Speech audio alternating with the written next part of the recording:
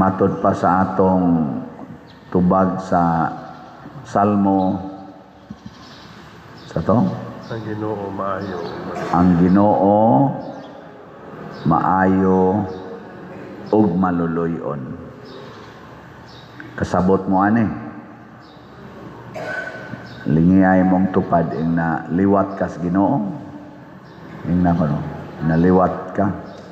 Sige man jud kag simba, liwat kas Ginoo, maayo og maluluyon. Unsa may pagpakita sa Ginoo nga siya maayo, kay mausa na atong sundon diri sa atong ebanghelyo.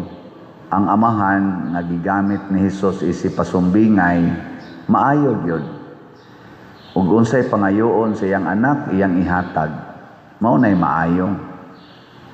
Kamo maayo mo dili? Tubag ba? Tubag na. Kumayo mo dili? Mopalit mo slat dili? Og maayo ka, ihatag yun ang gipangayo sa imong isig katao.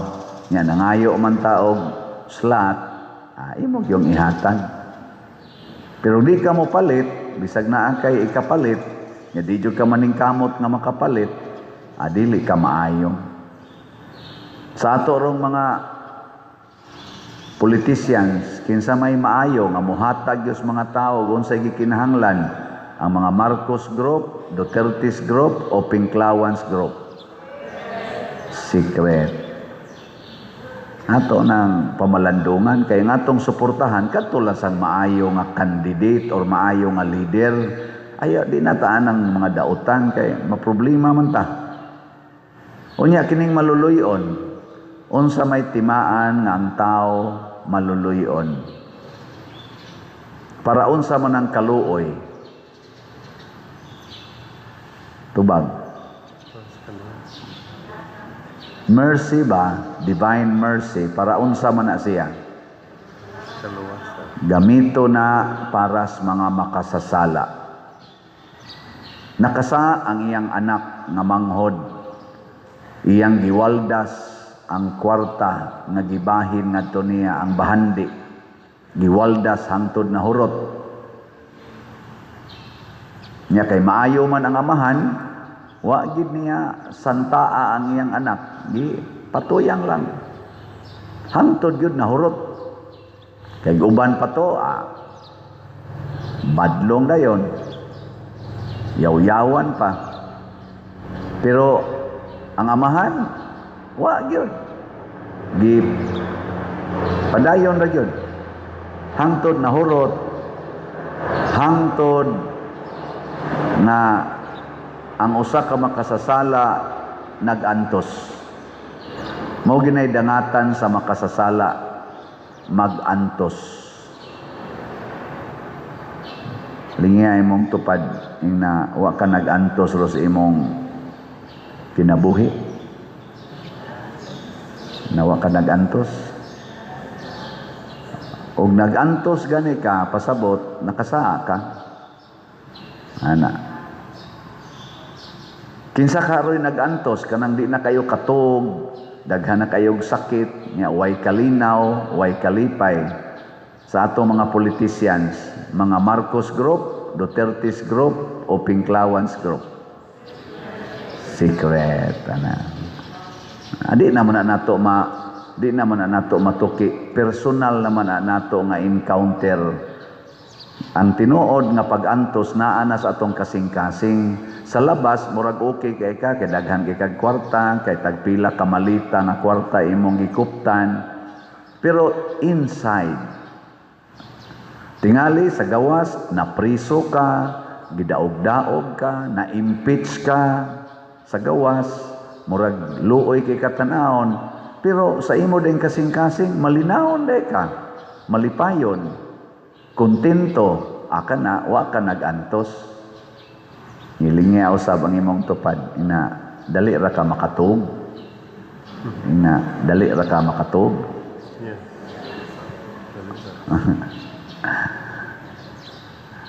Ang atong talahorong Arsobispo Abit Oy, pag-istorya namo heart to heart. Unya tungod aning mga kahimtang nako ba nga usahay mabas ko sa social media, usahay atakihon ko ni bisan kinsa nya bilib magay ko aning atong arsobispo kay concern kay siya sa iyang mga anak nga to nga nag-istorya mi. Simple ra kay siya pag human akong saysay sa akong kahimtang ang iya ra dayon gipangutanan nako. Ingon siya, kumusta imong tuog, padre? Kumusta ang imong pagkatuog? Ana, ginako, kaluoy Ginoo, Bishop, di man kaabot og 5 minutos inighigda nako, hagok man dayon ko. Yan siya, very good, very good. Mura nga, nga naman, usa sa timaan nga nag-antos ta, dili ta katog. Oh, maglisod kag tog. Nya mo na usas mga timaan nga daghan kay kagsa. Kanang maglisod kag katog. Kinsa karoy dali kay makatog ani rong ato mga naggubot naman ni ron sila. Amerika, Iran, Israel. Kinsa ka nila dali kay makatog karon. Nya aritas lokal-lokal, aritas atong nasyonal, hay ka mga Marcos Group, Duterte's Group, Pinklawans Group, kisa ka nila dali kay makatog karon. Kanang way inom-inom og pills ba? Ana, ako wa man koy inom-inom, wa na gani koy vitamins, wa na sa koy maintenance, mukalit ra ni kamatay. Unya, tog. Dali kay katog. Ana. Nya ug makasa gani ko na ako'y sala, maglagot ko, magmahay ko, tugay kay ko katog.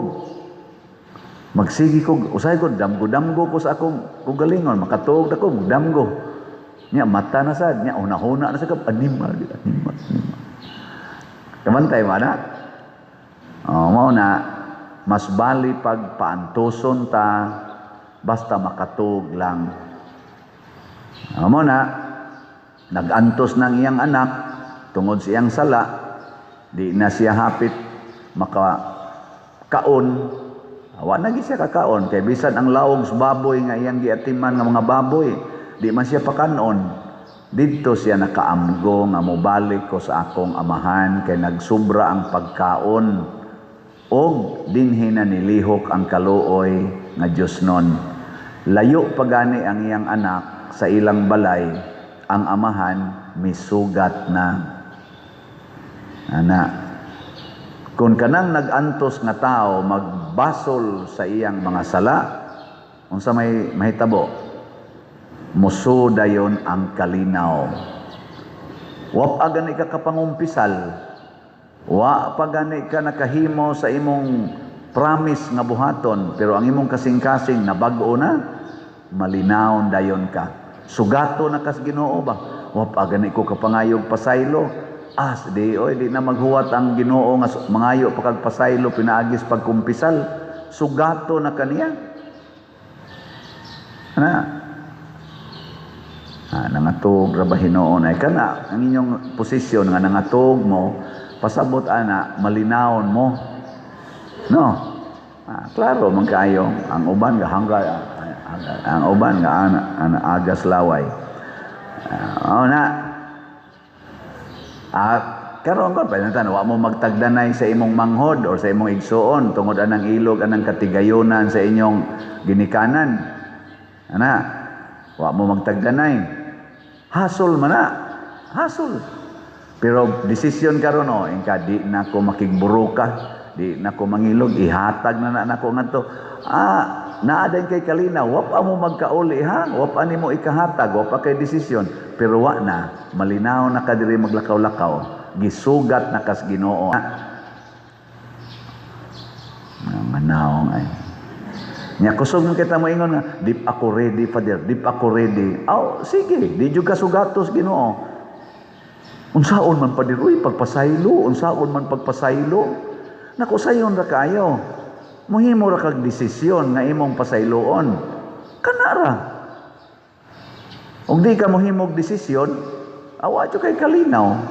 Kay unsa may hatagas Ginoo grasya ang atong desisyon. Muna inig desisyon nimo nga mopalit kag slot, tagaan day kag daghang kwartas Ginoo para makapalit kag slot. Nya di ka mopalit og slot, wa kay kwarta. Sige lang kuwang bisag tagaan na kag duha ka malitang kwarta, kuwang lang gyapon. Moingon lang gyapon ka kinahanglan makalingkod gyud ko, di gyud ko mataktak sa komposisyon kay ang kwarta pa sunod tuig, ang kwarta pa ini ka napo ka tuig. Kinahanglan mahimo pa kong presidente sa Pilipinas, ang kwarta. Sige gyud kag ana. Di ka makontento. Di ba?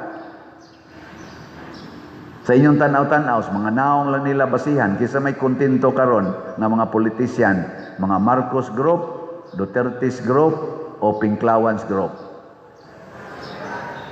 Why mapili? Adi, makita nas naong oy. Mao na ingon sa kanta nga, sa mata mo makikita ang aking damdamin. Kailangan pa bang ako ay tanungin? Kailangan pa bang sayo ay bigkasin?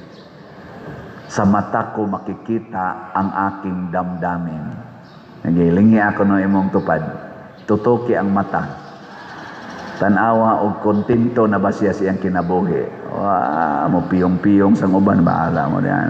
Di mo tanaw sa mata. Tanawa ng mata. Kamong mga asawa, tutuki ng mata sa inyong bana. Aron makita nimo ang iyang damdamin nga dugay na kay nang giluod nimo.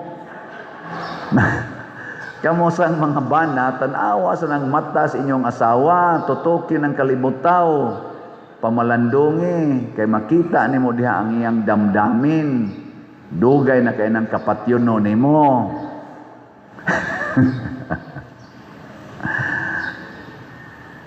Ana nga ang Ginoo maluluyon, kinsa tong magbuhat og kaluoy, malinawon.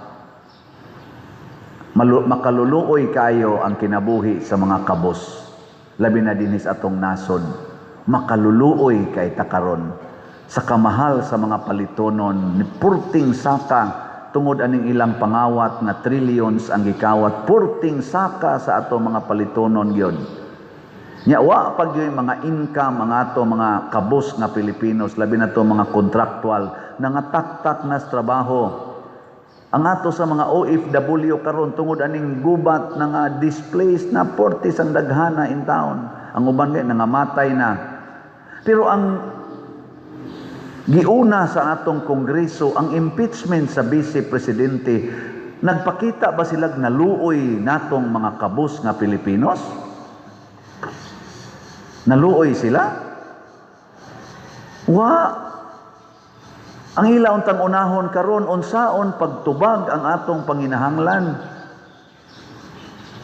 Tuwa sila ng impeachment nga di man na makasulbad bisan gamay sa ato rong kagutom, sa atong pagkaway balay kay nangabanla sa baha ug lunop, sa mga wa nay trabaho nga ato mga kaigsuunan kay nangasira ang kompanya.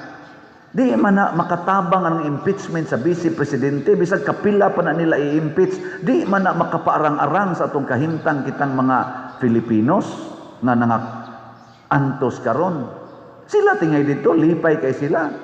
Kay naa man sila mga malitang kwarta, di man na sila makahibaw pilay presyo sa gasolina, pilay presyo sa bugas, pilay presyo anang mga tinapay, kape. Hilas kayo ba? Way mga kaluoy. Nya inig eleksyon, magpaluoy-luoy dayon. Ako, ganun ko ninyo, kay ako, mubati yung ko ninyo, mutamang yung ko ninyo. Mga bakakon, mga tigpakaaron ingnon. Ano siya? Muna, pilio nato ang liwat-liwat sa Ginoo, maayo o maluluyon. Bisan kamong mga dalagag ulitaw, kung magminyo o mo pilian ng tao nga maayo o maluluyon, ay mo patakag damag tungod lang kay purti nimong ganaha yun, attracted kay ka, kay guwapo kayo, guwapa kayo, may kay mo in English, bright kayo, nya mauday imong pilion. May kay mo duwag basketball, may kay mo duwag mga athletic kaayo. Maoday na imong kay fans lagi ka. Ana. Oy. Ug di na maayo og maluluyon. Patay yung gana. No? Kumusta man ron ang ato dinhing simbahan? Maayo og maluluyon o dili? Maayo nya maluluyon sad. Kumusta mamong akong mga parishioners online o territorial? Maayo mo? Maluluyon sad mo? Kaluy in taon ang atong simbahan. Ang atong project ro na Bill Tower, atong adoration, sugda nagtrabaho, mahimos tag CR diha, nya katong dako nato diri nga activity or apostolic center diri sa Loyo. Maluoy taon mo, hutda tawag palit atong slot, PPSC part 2, ha? Tag 100 pesos ra gid ni. Og inyo ning paliton, paspasan ninyo og palit. Karong mga Mayo, barog na ning atong gipanghisgutan. Pero di ninyo ni hotdog palit kay wa sa gid mo'y kaluoy. Nya pa dir perti naman namong lisura. Kaluy-an sad mos Ginoo. Matod pa diri sa unang pagbasa, Ginoo, way ikatupong sa imong kaayo o gahom. Himui kamig milagro. Muhimo nagmilagro ang Ginoo sa iyang kabubuton alang sa mga tao nga maayo sad og maluluyon. Pero magsupak-supak na gitas Ginoo, silutan sa taniya. Iya sad tang tagaan sa gitawag og kasakit og kaguol og kalisdanan. Pero mahimo na sa tang liwat niya, iya na sa tang panalipdan. Pag uli Diyos buangon nga anak, kadtong manghod, gihikayan dayos Papa, nagkumbira sila. Nasina ang maguwang, wa na mo ilas yang igsoon, giamama na sad sa Papa, gipahinomduman dong, kuyog man ta kanunay, ayaw nag-usiki ang atong kanunay panagkuyog, din amanong kamusod sa balay, ayaw kasinaan ang gikaluyan sa Ginoo. Posible man kaning nangawat rog trilyon nato, malangit mangyapon na sila o magbasol na, malangit. Nya dili ta angay masina nila, kaya nga atong pangandoy nga mukuyog ta kanunay sa Ginoo. Kuyog kanunay. Di ba? Gusto ba mong mukuyog sa Ginoo ang mga manuyupay karon? Gusto ba mo nga magkuyog mo ngadto sa langit sa kabit sa imong bana? Barog mo eh.